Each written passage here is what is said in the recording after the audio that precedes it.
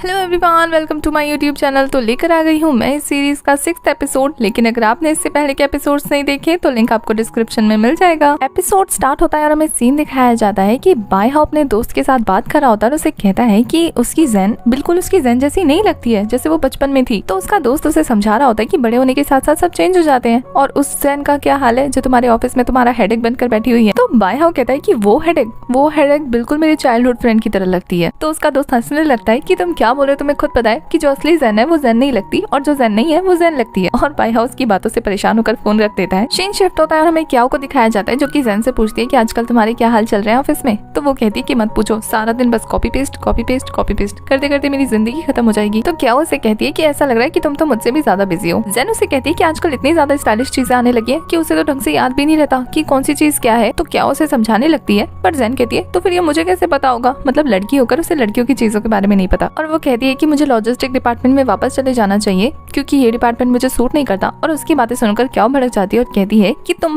बस hard work करना है जैसे तुम लॉजिस्टिक डिपार्टमेंट में करती, और क्या मसला है। पर ज़ेन तो बिल्कुल निराश हो चुकी होती है और वो कहती है कि वो इस डिपार्टमेंट से बिलोंग नहीं करती, चाहे वो कितना भी हार्ड वर्क कर ले उनके जैसा नहीं बन सकती। यहाँ तक कि उसे ये भी समझ में नहीं आता है कि वो लोग कौन से कोड वर्ड में बात करते हैं। क्याओ बहुत देर तक उसकी बकवास सुनती है और उसे कहती है कि बस तुम्हें जरूरत है थोड़ी सी नॉलेज की और वो मैं तुम्हें दे सकती हूँ। मैंने पहले से ही तुम्हारे लिए कुछ प्रिपेयर किया हुआ है। ये देखकर ज़ेन उससे पूछती है कि क्या। तो वो कहती है जाओ खुद देख लो। और ज़ेन जाती है स्माइल करते हुए क्योंकि उसकी बेस्ट फ्रेंड उसकी इतनी केयर करती है। क्या उसे देखकर कहती है कि तुम कर सकती हो। जब ज़ेन अंदर जाती है तो उसे सारा का सारा सामान दिखता है। वहाँ पे बहुत सारी मैगजीन्स पड़ी थी, फैशन से रिलेटेड चीजें थी और ये सारी चीजें देखकर वो कहती है कि क्या मुझे अच्छे से समझती है। और फिर वो अपना काम स्टार्ट कर देती है, मतलब सीखना फैशन के बारे में। वो अपनी एक पर्सनल डायरी बनाती है जिसमें वो सभी चीजों को कॉपी पेस्ट करके चिपका रही होती है, सबके नाम याद कर रही होती है, स्टाइलिश चीजों को समझ रही होती है। और ऐसा करते करते उसकी रात गुजर जाती है। क्या ने उसके लिए ब्रेकफास्ट बनाया होता है मॉर्निंग में क्योंकि वो देर रात तक काम करते करते सो गई थी। ये देखकर वो काफी खुश होती है और क्या को थैंक यू नोट लिख देती है। ऑफिस जाकर भी वो सीखने का काम कंटिन्यू करती है। ऑफिस के लोग उस पर हंसते हैं पर वो तो अपना काम कर रही थी ना। वैसे ये डेडिकेशन काफी अच्छा रहता है काम के लिए और वो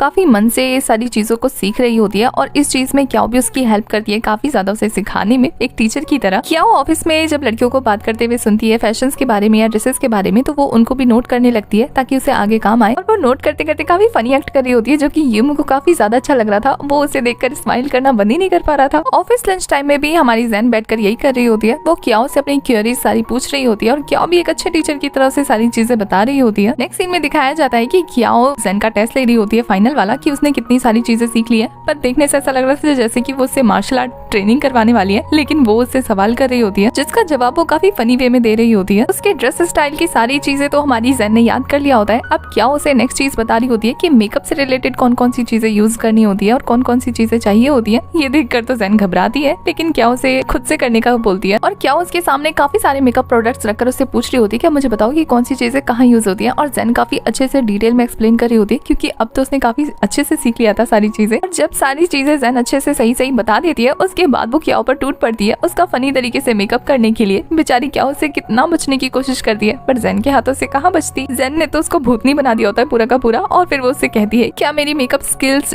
इम्प्रूव हुई है। तो वो उसे कहती है कि अगर ये कोई मुझे रात को देखेगा तो डर जाएगा। नहीं हुई है, नॉट बैड, मेहनत करते रहना। ये सुनकर तो ज़ेन का मुंह लटक जाता है और वो कहती है मैं भी थक गई तुम्हारी वजह से, तो अब मैं तुम्हें कहीं और बाहर ले जाके सिखाऊंगी। और फिर वो उसका हाथ पकड़ एक मॉल में ले जाती है उसे। बाकी स्टाफ जब क्या को समझाने लगती है तो वो उसे चुप कराकर ज़ेन को बोलती है कि अब मुझे तुम समझाओ। और ज़ेन काफी अच्छे से वहाँ की ड्रेसेस को दिखा कर समझा रही होती है। क्या काफी ज्यादा इंप्रेस हो गई होती है क्योंकि हमारी ज़ेन को सारी चीजों के बारे में सब कुछ अच्छे से पता लग गया होता है। नेक्स्ट डे वो ऑफिस में काफी एनर्जेटिक होकर काम कर रही होती है और वो अपना काम ले जाकर बायहाओ को दिखाती है। एज यूजुअल उसे ज़ेन का काम पसंद नहीं आता और वो उसे वापस कर देता है। फिर हमारी ज़ेन का मुंह लटक जाता है और वो मुंह लटका के काम करने लगती है। जब येमू ये चीज नोटिस करता है तो वो आकर उससे पूछता है कि आखिर चेहरा क्यों उतरा हुआ है। वो कहती है कि मेरे साथ ये ऐसा क्यों होता है। और फिर तभी बायहाओ आ जाता है जिसे देखकर वो हड़बड़ाकर पेपर्स लेकर नीचे गिर जाती है। बायहाओ ये देखकर फिर से उसे लापरवाह समझकर वापस चला जाता है। यहाँ येमू उसके मजे लेने लगता है। नेक्स्ट सीन में दिखाया जाता है कि ज़ेन क्याओ के साथ बैठे बैठे अपना दुखड़ा रो रही होती है और क्याओ से कहती है कि अभी तुम्हें और भी चीजें सिखानी है। और फिर वो वहाँ पर आने वाले सभी लोगों के बारे में उससे पूछ रही होती है कि किसने क्या पहना है। हमारी ज़ेन काफी अच्छे से आंसर दे रही होती है। उसी बीच क्याओ की नजर पड़ती है कि वहाँ बायहाओ आया है किसी लड़की के साथ और वो ज़ेन को देखने नहीं देती है।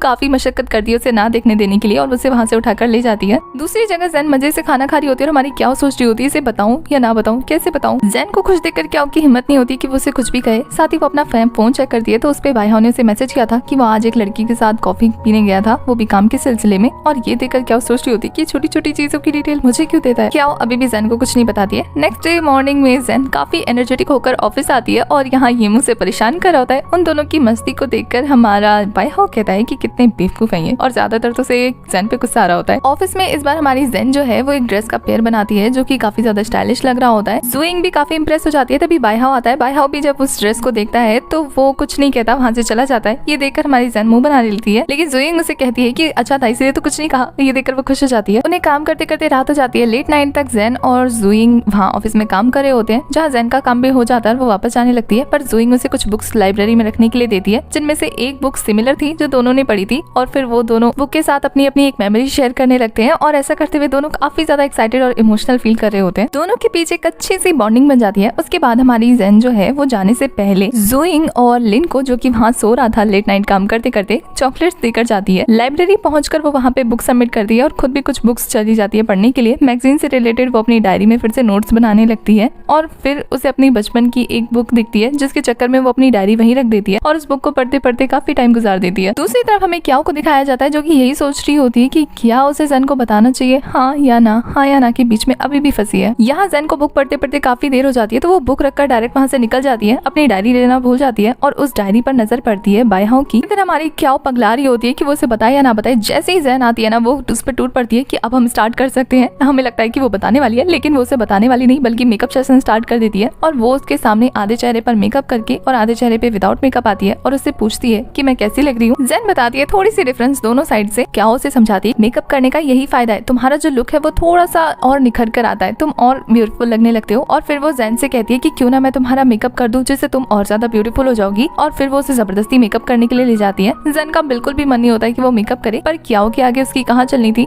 पर वो फिर भी मना कर देती है कि वो मेकअप करके एक डिफरेंट पर्सन नहीं बनना चाहती, उसके लिए अभी जरूरी अर्निंग है और वो अपने ऑफिस के दोस्तों के साथ काफी अच्छे से काम कर रही है, तो अभी उसको मेकअप की जरूरत नहीं है। वो मना लेती है क्याओ को। नेक्स्ट डे जैन जब जा रही होती है ऑफिस तो क्याओ उसे काफी अच्छे से मोटिवेट करती है। जैन काफी खुश होती है कि जब कोई नहीं है उसके साथ में तब क्याओ है उसके पास, और वो एक फनी सा डांस करते हुए उसे बाय बोलकर वहाँ से चली जाती है। उसके जाने के बाद हमारी क्याओ बायहाओ के बारे में सोच रही थी कि वो उसे कांटेक्ट करे या ना करे। ऑफिस में मीटिंग का सीन दिखाया जाता है जहाँ सब लोग सीरियस होते हैं और हमारी जैन मुस्कुरा रही होती है क्योंकि उसे इस बार सब कुछ समझ में आ रहा था और ये देखकर वो काफी खुश थी और उसकी हंसी ऑफिस के सभी लोगों को खटक जाती है। और बायहाओ से डांट देता है कि अगर ऐसे खिलखिला के हंसना है ना तो अब से मत आना। उसके जाने के बाद हमारी जैन अपसेट होती है, पर ऑफिस के लोग कहते हैं आती रहना, ये तो ऐसे ही बोलता है। सबके जाने के बाद येमू कहता है ऐसी स्टूपिड हरकतें करोगी तो सबकी नजर में आ जाओगी ना। तो यहाँ जैन उसे कहती कि क्या तुम अपना मुंह नहीं बंद रख सकते, एक तो मैं वैसे ही परेशान हूँ, ऊपर से तुम और परेशान करो, मुझसे बात मत करो। वो उससे नाराजगी दिखाने लगती है। येमू उसे मनाने के लिए उसके पीछे जाता है। उसके बाद जैन को दिखाया जाता है जो कि फाइल लेकर बायहाओ के कमरे में जाती है और बायहाओ इस बार उसे फाइल नहीं देता, सेटिस्फाइड हो जाता है। तो ये देखकर वो काफी खुश होती है। वो वापस अपने डेस्क पर आकर बैठती है तो येमू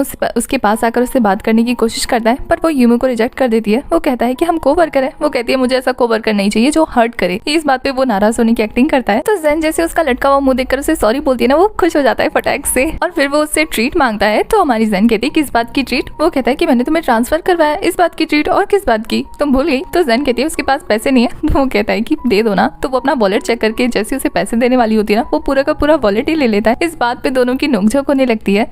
जब बायहाओ वहाँ से गुजर रहा था तो उनकी नोकझोंक देखकर जेलस फील कर रहा होता है। यहाँ जैन और येमू के बीच में छोटी सी दरार हो जाती है, थोड़ी सी नाराजगी हो जाती है और हमारा येमू कहता है कि मुझे नहीं चाहिए ट्रीट, ये लो रखो अपने पैसे अपने पास, और वो दे देता उसे। इस बात पे जैन को थोड़ा सा बुरा लगता है कि उसने उसे हर्ट कर दिया, तो वो उसे कहती है ठीक है ले लो पैसे, दे रही हूँ ट्रीट। दोनों खुश हो जाते हैं और इसी के साथ हमारा ये वाला एपिसोड हो जाता है खत्म। आगे के एपिसोड्स के लिए आपको चैनल को सब्सक्राइब करना है, बेल आइकन प्रेस करना है जिससे आने वाली वीडियोस की अपडेट आपको मिलती रहे। साथ ही वीडियो से रिलेटेड कोई भी इन्फॉर्मेशन चाहिए तो इंस्टा का लिंक आपको डिस्क्रिप्शन में मिल जाएगा। तब तक के लिए बाय, टाटा, टेक केयर।